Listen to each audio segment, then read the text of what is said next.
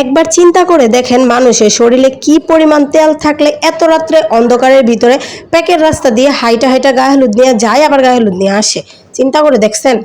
আপনারা তো খালি আমার জিজ্ঞেস করতেছেন যে আপু কার বিয়ে কার বিয়ে কার বিয়ে খাইছেন। এই যে এর বিয়ে খাইছি, এইটা হচ্ছে বিয়ের কোণে, এটা হচ্ছে আমার বোনজি, আমার বোনের মেয়ে। আর এর বিয়েতে ছিলাম 2 দিন।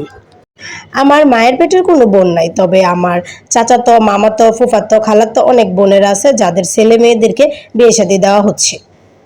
আর এটা হচ্ছে আমার ফুফাতো বোনের মেয়ে, আমি তার খালামণি হই। তাই এই যে বরণ ডালা সাজিয়ে নিয়ে আসলাম। এটা কিন্তু বরণ করার বরণ ডালা না, এটা হচ্ছে খাবারের ডালা।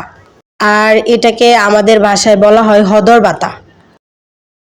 এই যে এখানে এক এক করে সবাই একটু একটু হলুদ মাখাচ্ছে মেয়ের গায়ে। আসলে রাত্রেবেলা তো, তাছাড়া বাহিরে অনেক বৃষ্টি, তাই ঘরের ভিতরে ছোটখাটো একটা অনুষ্ঠানের মাধ্যমে হলুদ দেওয়া হচ্ছে। আর একটু বেশি ভালো লাগতো যদি বৃষ্টিটা না থাকতো, প্রচুর পরিমাণে বৃষ্টি প্যাক, এজন্য আমরা কেউ বাহিরে বেরোতে পারতেছি না, ঘরের ভিতরেই সবকিছু।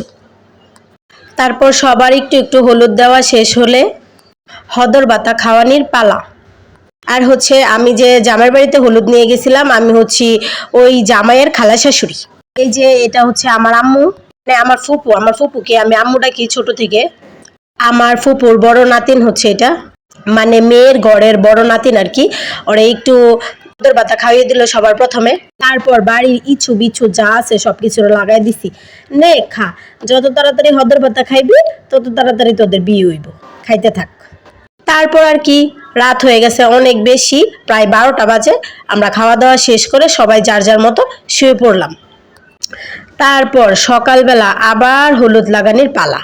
রাত্রেবেলা তো ভালোভাবে হলুদ দিতে পারে না, এজন্য সকালবেলা একটু ভালোভাবে হলুদ দিচ্ছিল মেয়ের গায়ে, যেহেতু বিয়ে বলে কথা। আর গায়ে হলুদের ব্লগ এ পর্যন্তই। আল্লাহ হাফেজ, টাটা, সবাই ভালো থাকবেন, আর আমার বোনজির জন্য সবাই দোয়া করবেন। আল্লাহ হাফেজ। বিয়ের ব্লগ পরবর্তীতে।